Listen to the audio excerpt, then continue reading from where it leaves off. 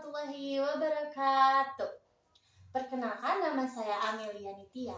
Di sini saya akan melakukan wawancara bersama narasumber saya, yaitu Sultan Rizky Fadilasa. Bapak Sultan ya.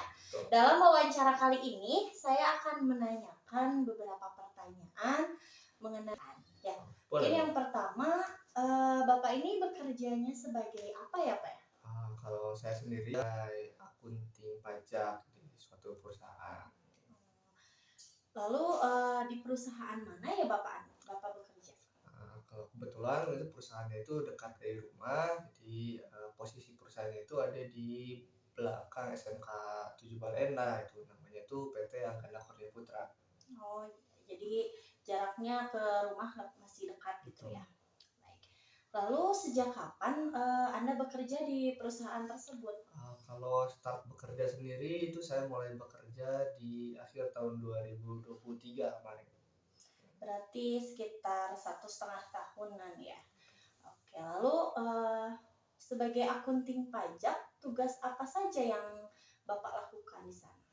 Nah, sebenarnya kalau orang-orang mendengar ya tentang akunting pajak, mungkin orang-orang tuh bakal berpikirnya tuh, oh pekerjaannya tuh banyak berkutat di bidang pajak, dan ya, memang betul seperti itu.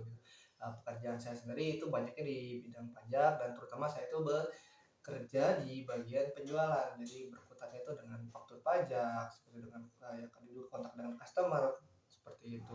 Namun ya sesuai dengan namanya itu akunting pajak, jadi tidak hanya pusat di pajak saja, tapi juga ada sisi akuntansinya, mana saya juga melakukan pembukuan, ada pendataan penjualan, itu baik menggunakan rekening atau menggunakan kas seperti itu. Wah, ternyata sangat menarik sekali ya menjadi akunting pajak ini. Lalu selama Anda bekerja, apakah ada kendala mungkin yang dialami? Kalau kendala sendiri ya namanya bekerja itu pasti ada kendala ya, terutama ketika saya sendiri tuh lulusan dari kimia, jadi bekerja di akunting pajak ini memang agak melintas dari jurusan saya gitu. Jadi di awal-awal memang cukup berjuang lah untuk beradaptasi dengan materi-materi dengan hal-hal yang memang tadinya bukan di bidang saya gitu. Kalau dari sisi pekerjaannya sendiri, di sisi perpajakan itu diantaranya ada di awal-awal tahun kemarin, awal tahun 2025, itu di mana sistem perpajakan itu ada pembaharuan, sehingga itu kita dari akunting pajak itu harus beradaptasi lagi, mempelajari lagi sistem baru, dan yang namanya sistem baru ya tentu pasti masih banyak kendala, banyak error. Jadi itu kita banyak berkutat dengan error yang ada di sana. Jadi masih ada error-error ya. Lalu bagaimana Bapak ini mengatasi kendala tersebut? Kalau untuk terkait kendala dengan sistem itu biasanya ya saya mencari-cari ketika akan mengupload ya. Biasanya kita membuat dulu template-nya agar bisa diupload tuh data-data itu sudah lengkap semua. Nah, jika data sudah lengkap itu kita biasanya mencari jam-jam itu yang memang ketika server internet dari si programnya itu tidak traffic, itu sedang tidak penuh. Jadi biasanya itu masih bisa dipaksakan untuk upload. Jadi biasanya kita mengakui seperti itu.